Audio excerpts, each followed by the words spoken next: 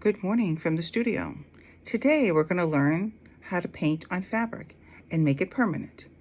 I mean, anybody can paint on fabric, but you want it to stay there. You don't want it to wash out. So I have been using a couple of things, and it might help you. One is watercolor pencils, which is what I initially started using. These are from Prismacolor, which I will show you. And then the other one is the Neocolor 2, which are more like crayons. They both have their uses. One is more precise, one is not. And one seems to be more pastel-y and one more vibrant. But in the end, they both can be pretty vibrant, which I found out quite by accident. So we're going to make a video. Well, the collective I am making a video showing you from start to finish how to make either a mug rug or coaster, or maybe even turn it into a pincushion, but painted. I can applique, and I have done it before, and this is not any faster, but it is different. It's colorful. You might not have that perfect piece of fabric for, say, a flower or a leaf, but you have colors that are in your stash of crayons or color pencils that you can use to make the color that you need. And I have been known to do that. So, and I also had one time where I needed a piece of fabric and I didn't have quite what I was required. So I took a pencil and I colored a piece of fabric and I made what I needed. So in a pinch, why run to the fabric store for this much fabric? You can do it. You can do it with a pencil. See? Like that. Like that. So anyway, that's where we're going with this. Now, there are instructions listed below. There's a link to the woman that I first learned from this, who is Lisa Capon. And she has a free drawing. This drawing here, wait a minute. I'll show you this one. This one. She has a free drawing of that, and you can print it out. It fits on an 8.5 by 11, and then you can trace it and you can make your own. What's not to love with that? She also has one that was a leaf, like a maple leaf. And I did that. I showed my bee girls how to do that so they could make their own little mug rug. And at the end, I will do like a whole show of all the projects and what you can do with them. Now, in my exit video, I did not include that mug rug and a couple of other things. So I will fetch those and then take a couple of pictures and include it at the end. So I hope you enjoy the video. I hope you learned something. And maybe if you want, you could buy a few pencils. I think, investing in a couple of pencils would be a good idea. I don't know how Prismacolor works. I mean, I think I bought a set of 20, and I don't know how much they were. I bought them a long time ago. And the Neocolor 2 are also, they're a little pricey, but they last a long time. So either invest with a friend or just buy the minimum of 1 or the minimum of 2 and see what kind of technique you prefer. Right now, I think either one works great. I think for precision, the pencils are great. Vibrancy, the crayons are great. And I'll be alluding to this the whole video. But I can assure you that I've learned something in this video, and I've also learned from my mistakes. So even at my age and my experience, there's always something new to learn. I hope you enjoyed the pictures, the video, the drawings, and don't forget, you can go on Lisa Capon and print your own out. There you go. Have a great day. Continue on. Here we are with our first lesson on coloring on fabric. So what I use is I take a simple drawing. This is pretty simple, and I've used this before for a signature on a quilt. So we'll look at that later and see how it's holding up, because I have used the quilt, washed it a few times. And I think for our example, I'm going to use this drawing again. This was a color a day calendar that I had in 2016. So I kept this because it was a simple design and just the right size. So we're going to work with this today. So, and then you need some sort of marking tool. I trace the drawing with a Frixion pen because if I make a mistake, I can just iron it and the mistake will disappear, which is lovely. Wish I could iron out more mistakes. So anyway, then I will go from there to either coloring and machine quilting, or machine quilting and coloring. I seem to have a good result either way, but mostly I machine quilt first and then I'll color. So it's up to you what you want to do and what thread you want to use. I've used a variegated thread, and you know, it really shows if you mess up, but then you can paint over it, so no big deal.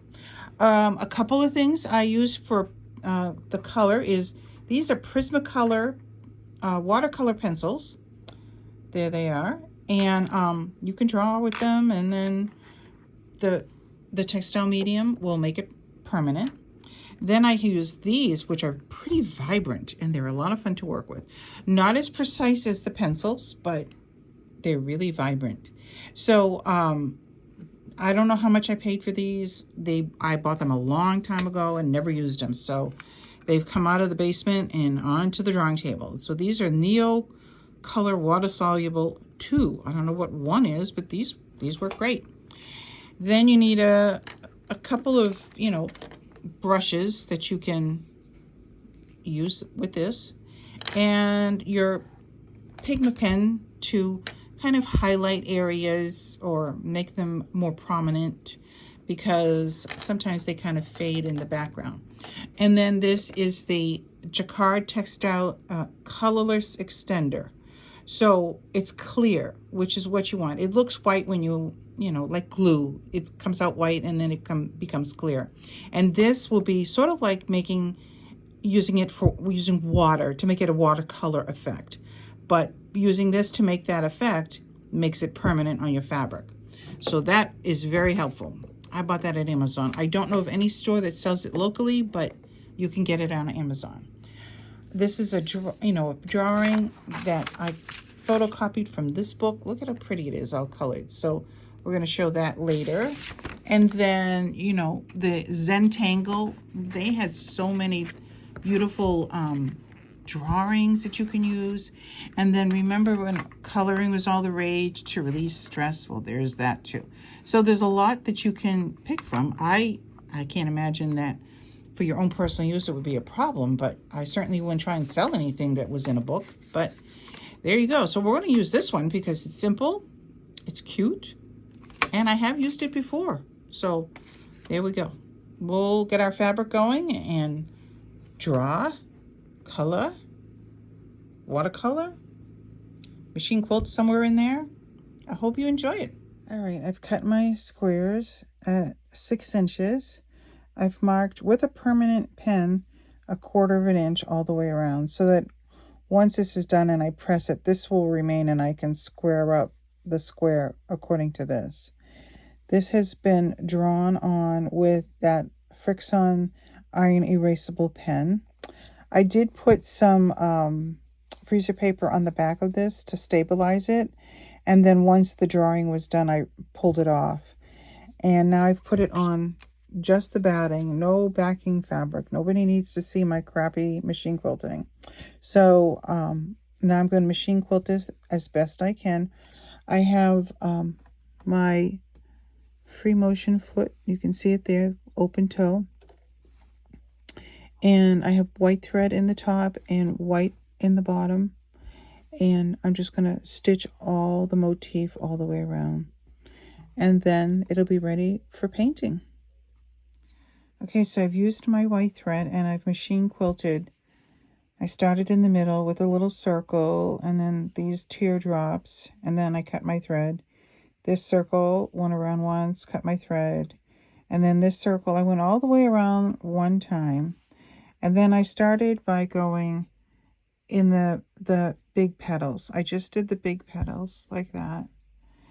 And then I went up to here and did the peak and came down, and then went down here, came over, did the little dots, came down, and then I went up here, this way, down, over, did the little dots all the way around. Now, for the most part, it doesn't look too bad. I had a wobble over here where I didn't quite make the line over here, but once this is pressed, you're not going to be able to tell that.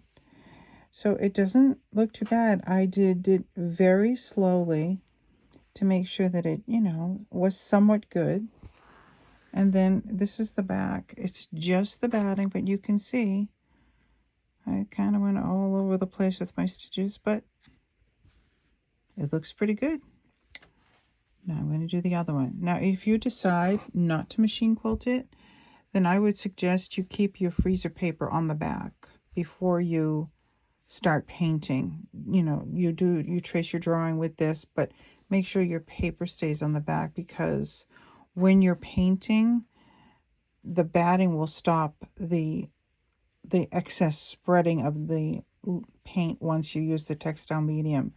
And if you don't use the batting, then the freezer paper will help stop it from moving where you really don't want it to go. So there's your hint, but it does look pretty cool. Starting the coloring process using watercolor pencils.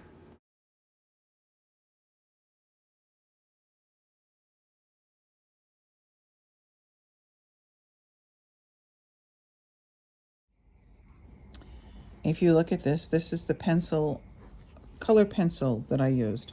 And this takes an awful lot of effort. To make it vibrant, it's very pastel looking. So to bring out the colors, to have it almost equal to this one, I had to do a lot of coloring. So basically I started with yellow here, and yellow here.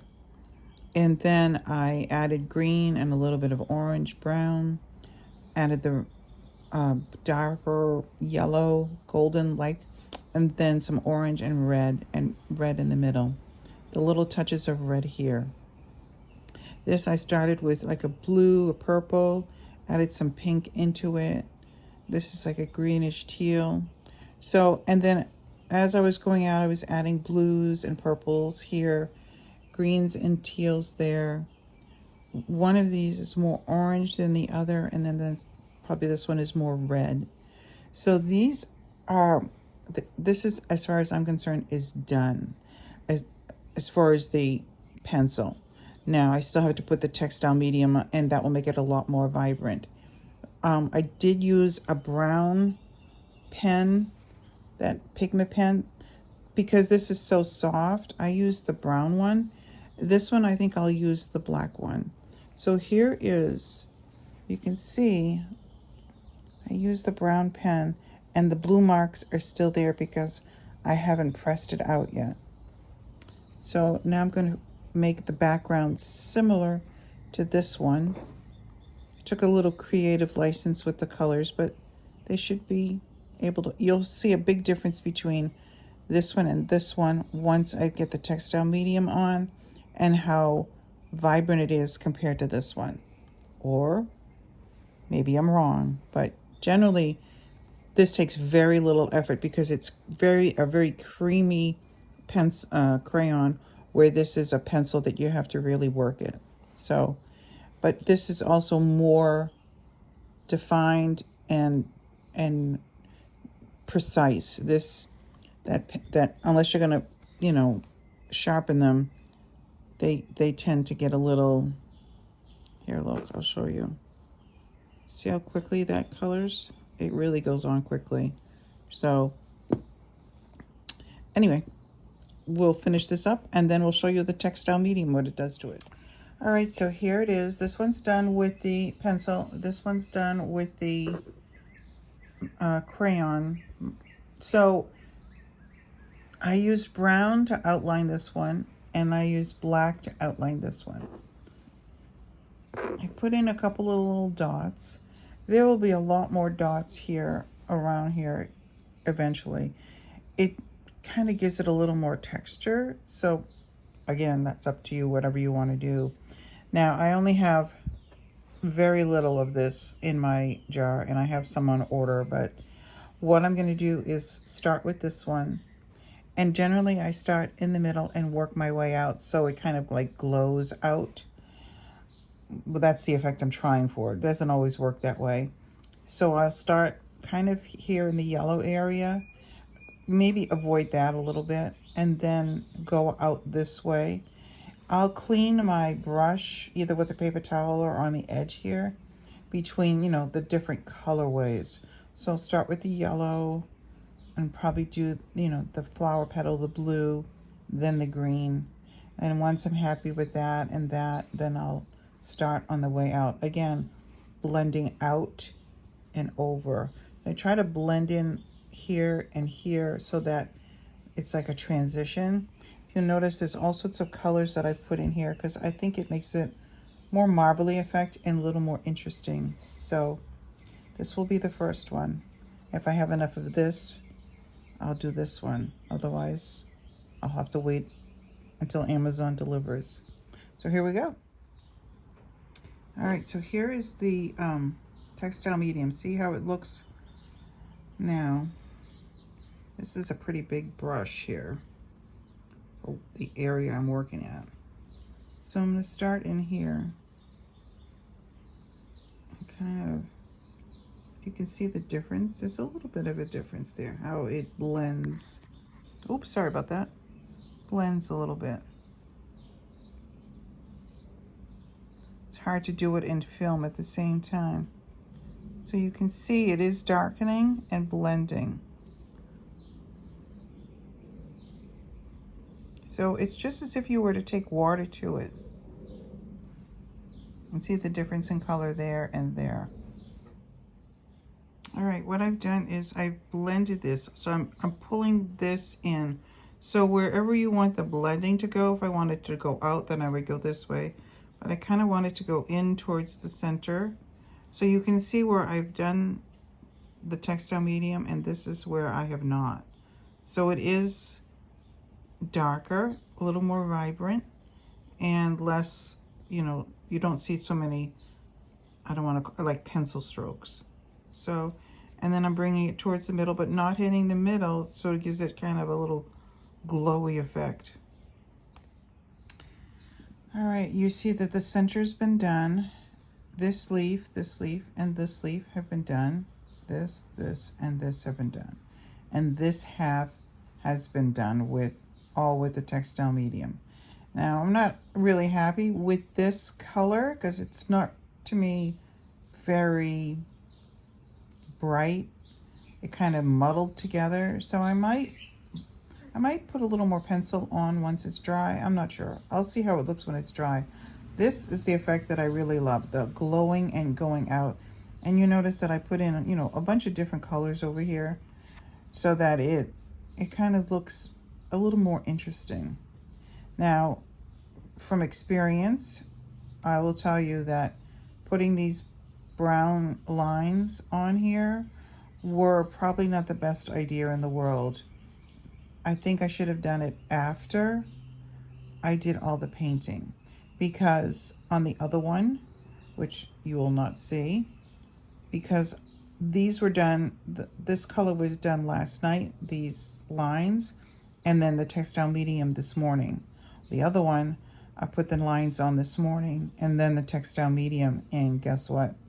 It ran into each other. It did not dry enough. So learn from my mistake. I would say if you want to highlight these lines and show them off a little more, I would wait till the entire piece is done being with the textile medium, but before you iron it, so that you can see a little clearer.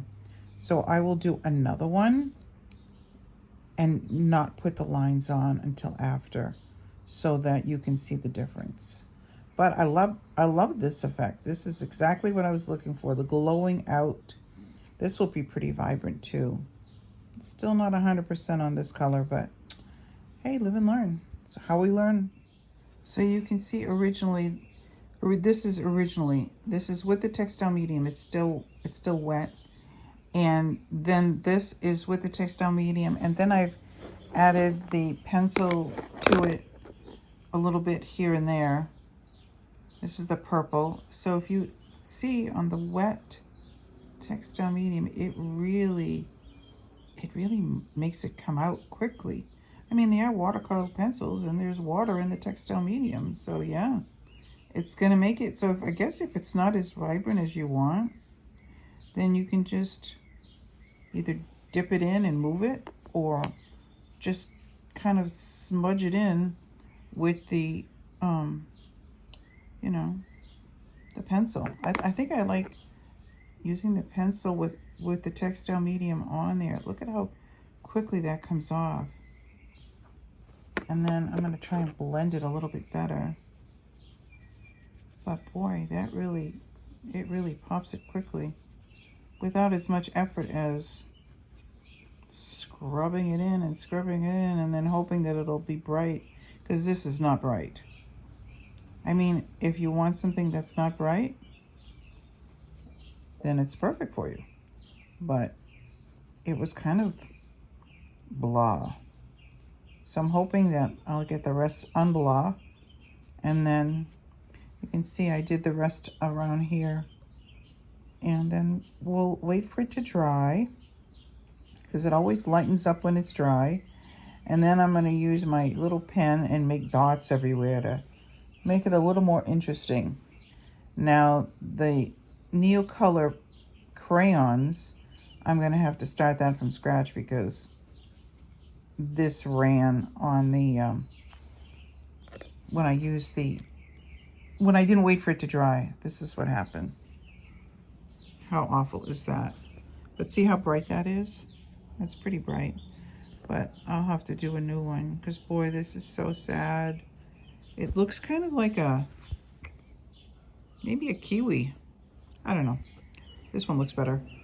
So I'm gonna blend that one and then finish up, wait for it to dry, and then dot it. All right, you can see that I have finished adding the color. I've added a bunch of little dots to give it some texture. And I've used my blue pen to kind of do some extra little flowy things. And what I really like is this upper left here, the lines. I've been thinking about doing lines, but I was always afraid to do the lines with the permanent pen right away. But then I thought, well, yeah, you have the erasable pen, so you can do whatever you want, practice. And then what you like, you can just, you know, do it over with the brown pen. This is dry now, so what I'm going to do is I'm going to take these out, that out, that out, and I think I'm going to do something like this, maybe on a smaller scale in the corner here. Now this is a good, if you mess up and don't center it, you can make it really artsy by kind of moving things up. If you put them up by the mistake, and then you can kind of fill it in here with something frilly or fancy. So you can see all my dots. Those are the brown dots, and a little bit of lines here and there. Then I filled in the little dots in here with the brown, because those are really too small to put color in and have it not run. So I'm going to press this. I'm going to keep that one, and then I'm going to get rid of these, and I'm going to put something here. And I think we're going to wait till it's really, you know, good and dry, highlight with the brown again, and then we're done. But I'm surprised it came out this good with the pencils. But that new technique that I found, well, new to me, is applying the pencil to the wet surface with the textile medium really makes it pop. So I don't know, I kind of like both techniques. But we have a new blank slate, because good Lord, that other one was a mess. So we'll trace and we'll start new. So this one I believe is done, unless I decide to add more to it. So I did the lines in one squirrely, and then I did lines on the other side, and then I put them with the brown marker so it's permanent, provided I don't put any textile medium on it until it's fully dry. These are all the dots that I put on, so it gives it a little bit of texture and design. These are a little dark, but you know, at least you can see them now. So this one I'm going to leave it as is with multiple colors to kind of blend everywhere. This one is the second one, or I should say the third one that I've done. No black mark, just the blue disappearing pen that you can still see. I've done more of a red flower rather than the blue to see how that looks. I did multiple colors in the green and yellow here. And then I've done like a little bit of blue and purple and deeper blue so that it gives a mottled effect. And there's even some yellow in here if you can see it, because I like the texture and the multiple colors if once it starts to be textile medium. So I'm going to textile medium this. I don't know if I have enough for the whole thing. And then once I have it done, either with what I have and what's coming, then I'm going to wait for it to dry really well. And then I'll do the black mark. Now, if you notice here, I did the black mark and then I did the circles in here because it really made it pop. Without those darker circles, it kind of faded into oblivion. So everything is a learning process. So we'll see how this looks. Hopefully it looks good. Well, it's done with the textile medium. On to dotting and outlining. Here we are the next day. I have done the textile medium. It's dried completely. I've outlined it with the black, including the dots, added more dots to this. So I'm not sure where I'm going to go with this, if I'm going to put more squiggly lines or straight lines or something entirely different. But for now, this has been done and dried, and this one is using the Neo watercolors. Now, I think that there's not much of a difference between this and this, but it's vibrant. I mean, I could add more something here, which I still might do, I'm not sure. But, you know, maybe a little bit of a purple or something to distinguish between the two. But overall, I like it. I have pressed it so that the blue lines have disappeared. My little dots here and there. So this is the overall modeled effect with multiple colors. And that was using, again, the Neo Color 2. Now, the other one is the pencil ones, which we found a new technique, well, new to me, on how to add more color using the wet surface and the pencils. So these are using these Prisma color watercolor pencils. I have other watercolor pencils that I purchased for less money, and I was not happy with the end result. So I might revisit that and try it on wet fabric. But so this is, you know, as you can see, it does tend to dry lighter than the original, you know, colored painting. So now this is one that started it all, and this is a design by Lisa Capon, which I will put a link in the description of her website, well, her YouTube video. And I just love this. I love the vibrancy of it, and I love that, you know, if you don't like one flower, well, then the next flower will probably be better. So this is a hexagon, and I made this into like a coffee mug or mug rug, or it could be a table mat for a candle or whatever. This one is not done yet. It's not, you know, finished with the backing. And I did some squiggles, and I'm not really thrilled about these squiggles, so a good candle on top of that will hide all those problems. So, and I, you know, kind of highlighted the flowers a little bit. This is where, you know, the black line comes in to show a little more. So it gives it a little more definition. And I tried to change up the background for each flower to make each one kind of be a little more vibrant. And, you know, if I put this here, or this color here, you know, you wouldn't see it, or this color there. So I tried to do like a little bit of opposite color to make it more interesting. Now remember, we had this book, and I showed you at the beginning, with this color. Now I have taken creative license and done that, but with my own colors. And as you can see, this is a bigger section. So there you go. This is, and you know, by having this bigger, you can experiment on the side here with color. Now, I did not machine quilt this, but I did attach it to the batting. I kept the freezer paper on. I did the coloring. I did the textile medium. And then when that was done, I pressed it and I did the outline with the pen on pretty much everything. So the pressing is done after you outline with the pen. Now I've done some, if you can see it, I'm doing some stitching there and some stitching there. So it's like a little bit of stitching there. So it's kind of like almost like a little hand quilted project. It's just busy work, or they call that slow stitching. But it is the same one as that, but just my colors. Again, you know, some of these could be a little more vibrant, but it does glow, which I love. And again, the mottled effect at the background. So I think this one is pretty much done. I wasn't thrilled with some of these stitchy, you know, little squirrelies here, but I followed the drawing fairly well. So I think I might, in the future, revamp this drawing and do away with this portion of it. And then, so it'll be a little more open for painting. I like this, I like that. I'll make these more defined and then go from there. So there you go.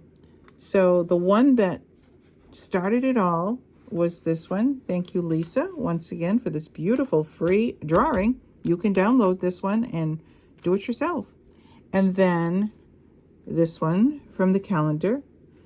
This was doing the color crayons, the Neocolor. This was Neocolor also. This was the watercolor pencils and the Neocolor. So I think either is good. It just depends on your budget and what you like to work with. Precision, freeform. So I hope this helps you with your adventure into textile painting, and enjoy the process, because even I learned something new this week in this whole tutorial. So I think I might take some fabric and wet it with the textile medium and color it and see where we go from there. Maybe it'll be another video. Maybe not. Have a great day. Okay, I'm popping in here just for a minute because I know I did my exit video and all like that, but I have added the pictures to the end of the video, which shows the coasters, the mug rug, the leaf mug rug. This is also free from Lisa Capon. I will try and find it because it's been a few years. I think I have the quilt that I made for the quiltshow.com. It was one of their block of the months, and there was a lot of applique vines and berries and things that I used the color pencils for. And like I said, I can applique with no problem, but I wanted something different, something unique. And I think this was it was the colors that I wanted, with just a little bit of color and not overpowering, because the quilt was more monochromatic. And all those leaves and vines and things were mostly done, I would say 99% of them were done by machine. So I traced and colored, and then textile medium, and then once it was done, I used either my hand stitching, but then I found out that for the most part, if I'm careful, I could do it by machine. So I used a 12 weight thread, and I did a little bit of like triple stitch or whatever, something heavy, and it worked out great. So I didn't have to wreck my hands, because these hands, they do a lot of work. So I hope you enjoy the rest of the pictures, because I had forgotten how much I have done in the past. So there you go. So continue on, and thank you once again for watching. I appreciate it.